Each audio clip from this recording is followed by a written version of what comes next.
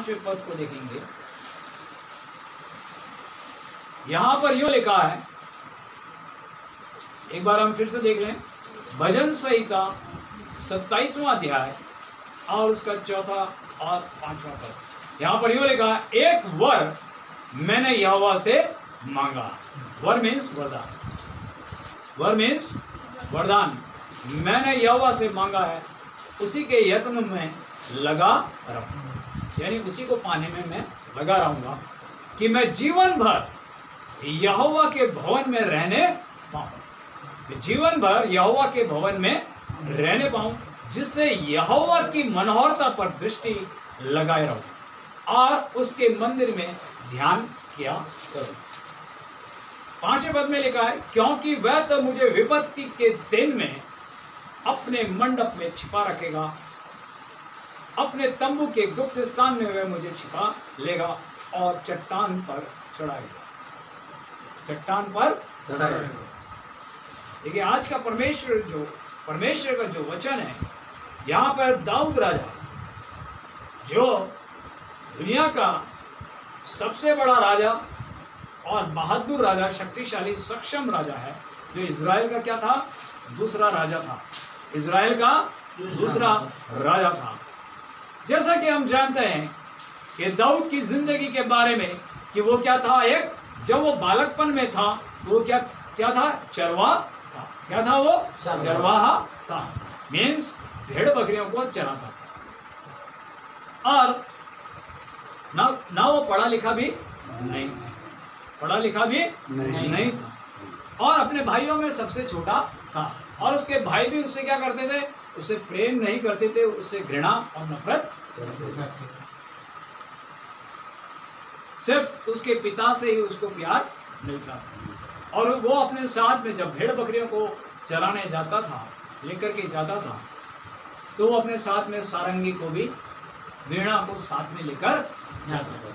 और जब वो उनको चराता था तो वो परमेश्वर की स्तुति करता था, वहाँ बैठ करके, और उनकी रखवाली करता था। उनको अच्छी जगहों पर, ये नहीं कि उनको सूखी घास खिलाता था या पथरीली जगह पे ले जाता था, हरी हरी तराइयों में ले जाकर और उन जानवरों को अच्छा भोजन, अच्छी घास और अच्छे पानी की, मीठे जल की ओर लेकर जाता था, मेहनत करता था, क्योंकि वो परमेश्वर के डर में चलता था, परमेश्वर के डर में चलता था।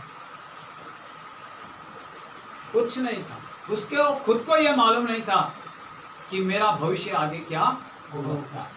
वो अपने बारे में कुछ नहीं उसने सोचा था, लेकिन वो क्या है, बस परमेश्वर की स्तुति करता था भजनों के द्वारा, अपने होठों से, अपनी जुबान से, अपने देह से परमेश्वर की महिमा करता था। और जब वो बजाता था तो भेड़ बकरियां भी चरने के बाद वहां आके बैठ करके सुनती थी, कहीं इधर उधर भागती नहीं थी।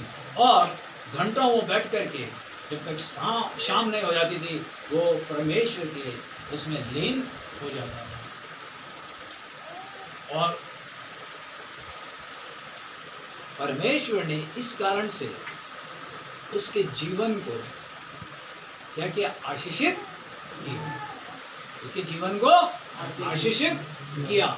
और जब परमेश्वर ने अपने दास को हुक्म दिया कि तू एक लड़के को क्या कर, उसको अभिषेक कर, क्योंकि मैंने उसको चुना है काय के लिए, इज़राइल का राजा होने के लिए। तो सब लोग क्या सोच रहे थे कि राजा बड़ा शक्तिशाली होगा, राजा बड़ा बुद्धिमान होगा, पढ़ा लिखा होगा, सक्षम होगा, ठाट बाट वाला होगा। लेकिन जब परमेश्वर के दास ने जब दाऊद को खड़ा किया, उस बालक को खड़ा किया जो कि बिल्कुल 18 साल का था, और उसने बोला कि परमेश्वर तुझे चुनता है इज़राइल का राजा होने के लिए, सब लोग आश्चर्य में पड़ गए। ये ग्वाल, ये भेड़ बकरियों को चराने वाला, ये छोटा सा लड़का जो अनपढ़ और गंवार है, लेकिन परमेश्वर ने उसको आशीषित किया, परमेश्वर ने उसको आशीषित किया और उसको इज़राइल का राजा चुना। और उसकी जैसा कोई राजा नहीं हुआ, जिसका किताबों में आज भी हम उसका वर्णन इतिहास में पढ़ते हैं। वो इस भजन संहिता के अंदर क्या लिखता है कि उसका जीवन क्या था, उसे वो मालूम था, मैं एक मामूली सा क्या था, एक इंसान था, एक मामूली सा जिसको कोई दुनिया नहीं जानती थी, जिसको लोग, उसके भाई लोग उसको क्या करते थे, धिक्कारते थे, उसको भगा देते थे, उसको किसी का प्रेम नहीं मिला, लोग उसको जानते नहीं थे, लेकिन परमेश्वर उसको जानता था और परमेश्वर ने उसको ऊंचे सिंहासनों पर बिठाया, ऊंचे सिंहासनों पर बिठाकर उसको विराजमान किया और कहा मैं तेरे संग हूं।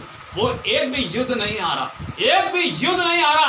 वो जब तक 7 वर्ष तक वो इजराइल का क्या करता रहा, राज्य करता रहा।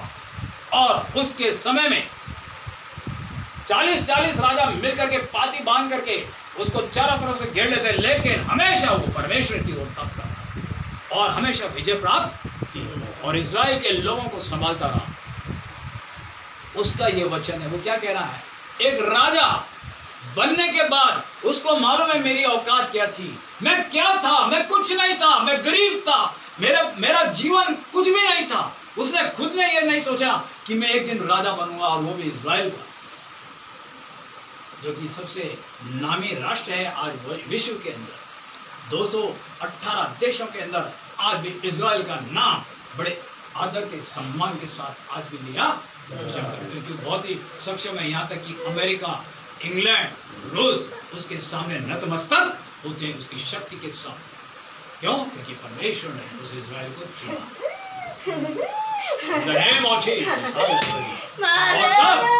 परमेश्वर का यह वचन प्रभु उस दाऊद के सामने पहुंचा, और दाऊद ने यह लिखा है कि एक वर मैंने यहोवा से मांगा है। जब वो राजा था उसके पास सब कुछ था, उसके पास धन और दौलत थी, उसके पास सबसे बड़ी सेना थी, विश्व की सबसे बड़ी सेना, वो भरपूर और शक्तिशाली और सक्षम था।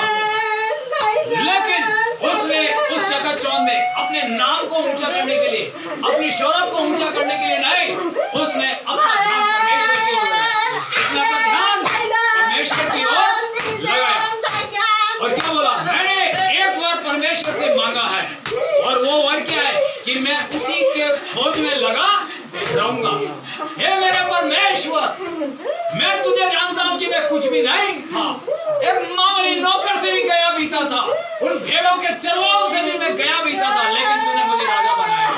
इसलिए मैं तुझसे एक वर मांगता हूं, मैं तुझसे वरदान ये मांगता हूं कि तू, मैं जीवन भर तेरे यहोवा तेरे भवन में रहने पाऊं, कि प्रभु मैं तेरे नजदीक बना रहा हूं। मुझे यह संसार का सोना और चांदी नहीं, मुझे संसार में ये शक्ति या मेरा नाम नहीं चाहिए, परंतु परमेश्वर मैं तेरे संग रहना, मैं तेरे संग रहना चाहता हूं।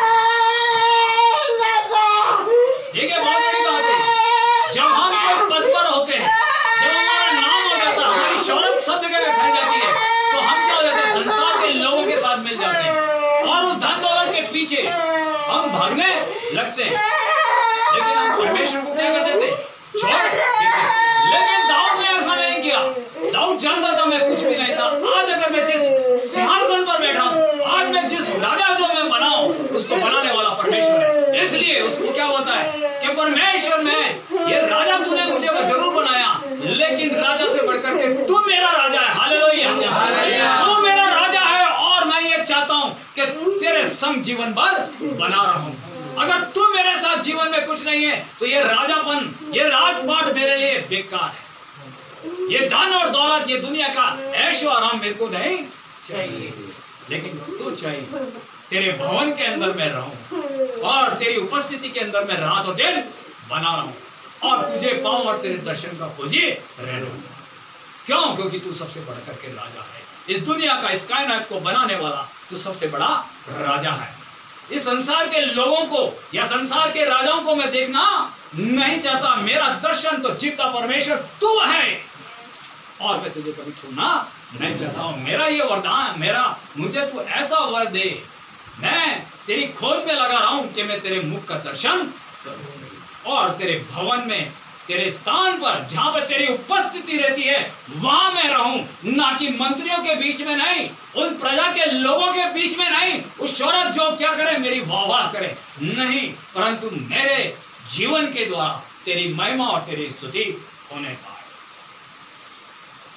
जिससे मैं यहोवा की मनोरथा यानी सुंदरता पर दृष्टि लगाए।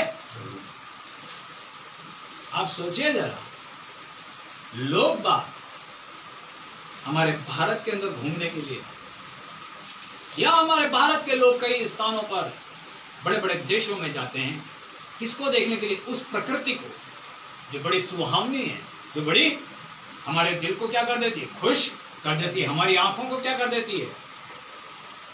तृप्त कर देती है, जिसको देख करके हम क्या हो जाते हैं? खुश हो जाते हैं, और हमारी बीमारी दूर हो जाती है, हमारी चिंताएं दूर हो जाती है। यानी कि वो बहुत ही खूबसूरत दिखते हैं, वो झरने, वो पहाड़, वो तलाइयां हैं, वो समुंदर, वो प्राकृतिक दृश्य, उसको बोलते हैं मनोरम सीनरी।